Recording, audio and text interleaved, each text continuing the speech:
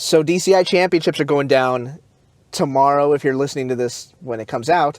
So why not do one last nerd in for the DCI stuff, and then we'll focus on marching band stuff for the rest of the year. For the ninth time, I've lost count already. Good morning again, Daniel Valdez again.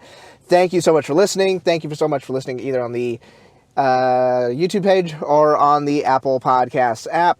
If you notice a little bit of a change on the Apple Podcasts app, it's just the last five, the most recent five. And then if you want like the entire, and I hesitate saying this because it sounds kind of pretentious, but if you would like to participate and listen in the full catalog of the shows from the last couple of years, you may do so on the YouTube page. It's all there. It'll probably be there until I say something stupid and the page gets taken down for, nefarious reasons. DCI Championships. We saw the Southwestern competition a couple of weeks ago. A lot has changed since then. Just wanted to go through the process real quick of DCI Championships, how that whole week goes down, because it's a little bit different than, let's say, the BOA contests and WGI contests that you may be accustomed to. So let's get down to it. August 8th, 2019, DCI World Championships in Indianapolis, Indiana, Lucas Oil Stadium. It's been there for the past, I think this is the 10th year that it's been there. So it's going to be a lot of fun, a lot of great groups, a lot of great performances. So let's get down to it. First of all, congratulations to the Open Class Championships, to the champions. The Spartans from Nashua, New Hampshire. Drum Corps, New Hampshire. Yes, Drum Corps, New Hampshire. And they're going to mop the floor with people when it comes to DCI Prelims. You're probably wait a minute. They get to perform in World Class? Sort of, kind of. So here's how it goes down. And by the way, you can watch all of this stuff. And I'm going to explain how to in a second. So you got... So basically, for DCI Prelims, you get every single corps that participated in Open Class, and they all basically perform in order. They perform on Thursday morning. Then after that, you start with whoever's at the bottom of World Class, and you just go right through the rankings, all the way through until the Blue Coats perform at like 10 o'clock tomorrow evening, Thursday evening, or whenever you're listening to this. Hopefully you're listening to it mere seconds after it comes out, but whatever. I know people are busy. At least that's the excuse I'm coming up with. So you got that going on there. You have all the Open Class corps compete, and they compete against all the World Class corps. It's the same judges, it's the same venue, it's the same score sheet. You're probably thinking, oh, well, that'll be pretty easy to sort out. Not necessarily. There are always like 3 or 4 Open Class corps that end up making semifinals. I'll tell you how to make semifinals in a second. Not you, the corps. You can't make semifinals. You individually can't make semifinals. If I can't do it, you can't do it. Can you tell I've had my coffee this morning? They compete against all the world-class corps. They're usually 3 or 4 open class groups that not only get into semifinals, but do really, really well in semifinals. So here's how it goes. Open class, world class combined, what they call the all skate. Basically, they just give everybody a chance to perform. And that's really great, especially for the open class corps, because they don't tour as much, but the volunteer efforts and the fundraising efforts are just as large, and they're just as important to the long-term success of the group. So it's nice to have the open class corps. It used to just be, hey, open class, if you didn't make semifinals or whatever in Division 2, or what used to be called Division 2, if you didn't make it then, it was like, okay, well, you can hang around if you want, but that's pretty much, other than that, we don't really need you. Now they're basically here the entire week, and that's awesome. Great stuff. And plus, there's some fantastic shows in Open Class this year, Spartans being one of them. You go through Open Class, go through World Class. Top 25, regardless of class. It could be Open Class, World Class, doesn't matter. Top 25 advance to semifinals, which happens on Friday afternoon and evening. Then you go through the top 25, and you don't split it up. When you get to semifinals, you don't split it up between Open Class and World Class. It just becomes 25th place all the way down to first place with whatever the prelims results were. So yes, you're going to see some Open Class corps get like 18th, 19th, and they're going to knock a couple of World Class corps below them. And then maybe not necessarily out of semifinals completely, although that has happened a few times. But those Open Class corps are just really good. I can't wait for y'all to watch that stuff. So you got that there. top 25 perform in semifinals, and then top 12 go on to DCI Finals, which happens on Saturday night. How can I watch this stuff? Well, it's very simple. Jump on flowmarching.com, and you can basically watch the entire thing, except for one exception, and here's the exception. Prelims Thursday is a pretty special day. So here's how it works. Because you have all of open class, because you have all of world class competing on one day, the contest starts at like 9 o'clock in the morning. It starts really, really early. You can watch from the beginning of prelims all the way until Pacific Crest, I believe, which is, they're currently sitting in 16th, and they have a chance to climb up. You can watch from the very beginning of prelims all the way up until Pacific Crest with a 16th place core on flowmarching.com. You pay for your subscription. You can do monthly or you can do yearly. I suggest you buy the yearly because you get everything. You get all of DCI World Championships, you get all the BOA Regionals, you get all of BOA Grand Nationals, you get all of the WGI Regionals, and you get all of WGI World Championships, all for one relatively low price. So, you hashtag not an ad. So you get to watch all that stuff on Flow Marching. You're like, okay, well, why are you stopping at 16? Because there's about an hour break between the 16th and 15th place core.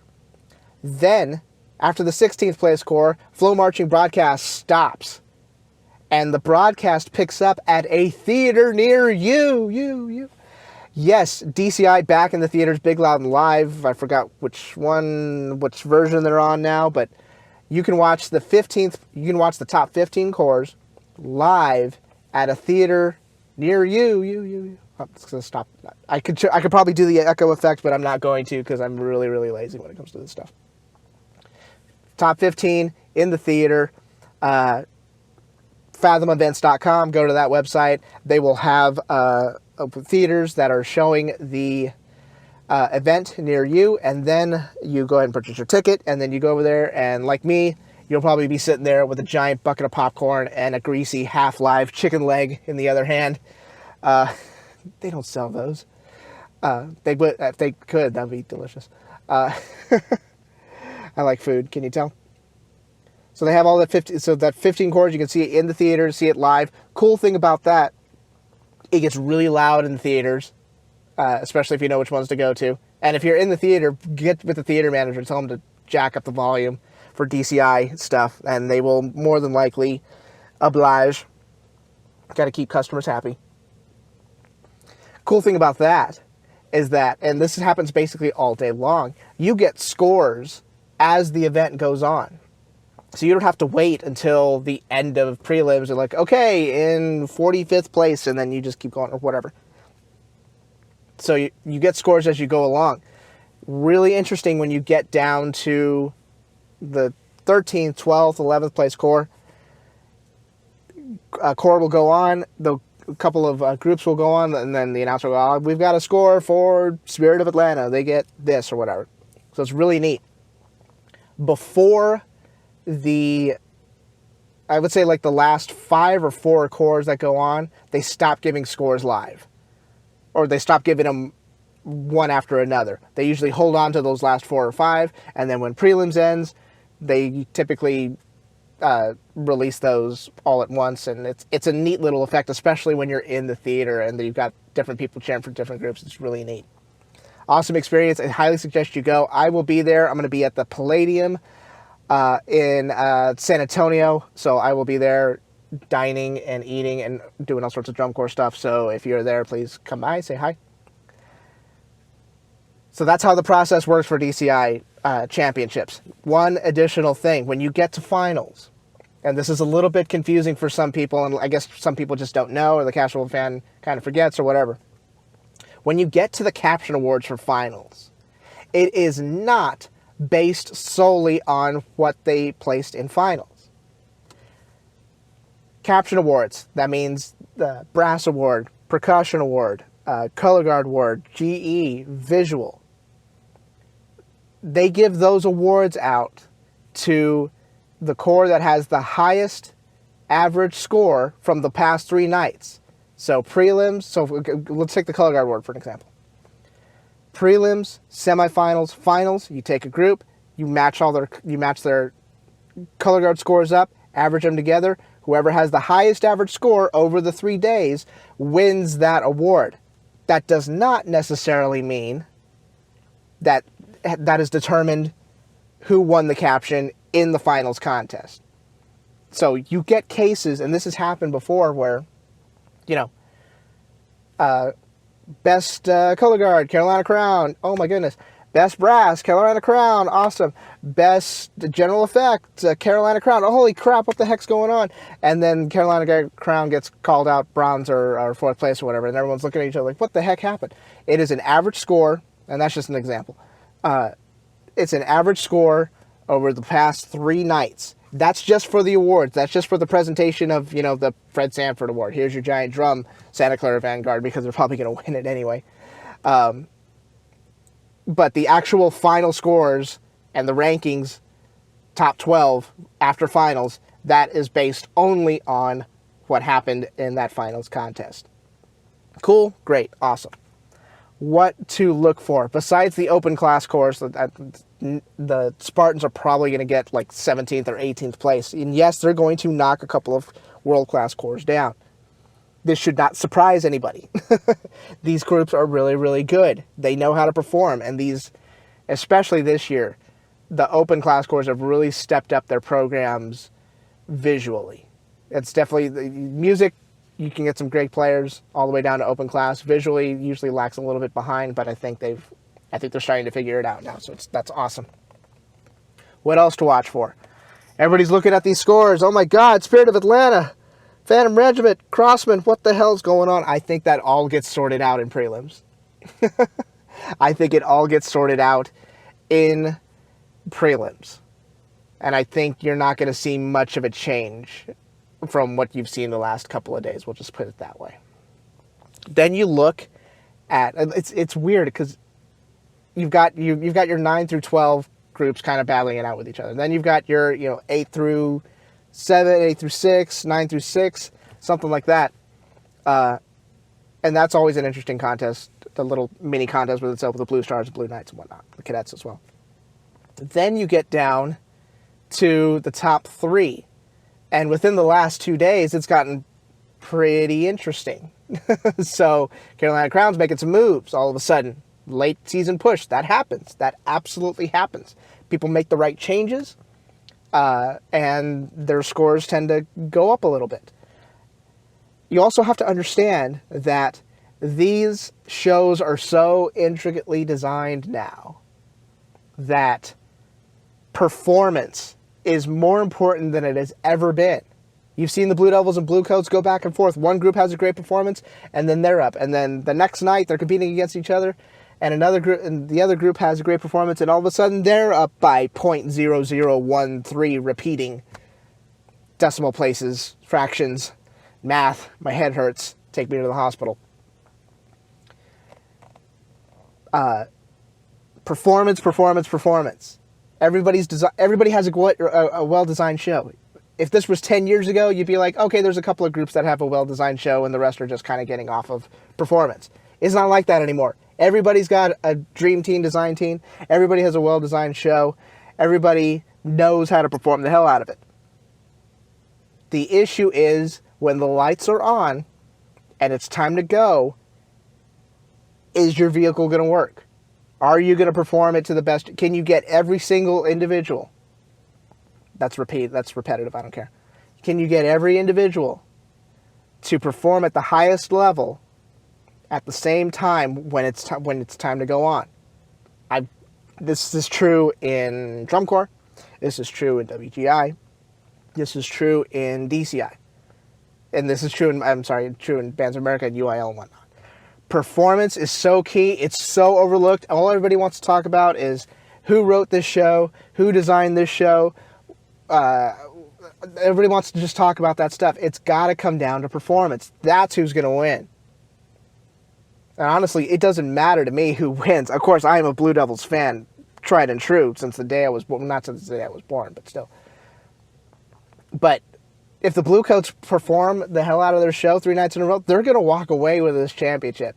And it's going to be awesome. It's such a neat show. It's so positive. And they basically... it's basically kind of just their own you really feel like they own the field. I'm talking about the Blue Coats. You really feel like they own the field when they're out there. It's just kind of like you would turn around looking at the facade of Lucas Oil Stadium and you would say, oh, never mind, it's called the Blue Coats Stadium.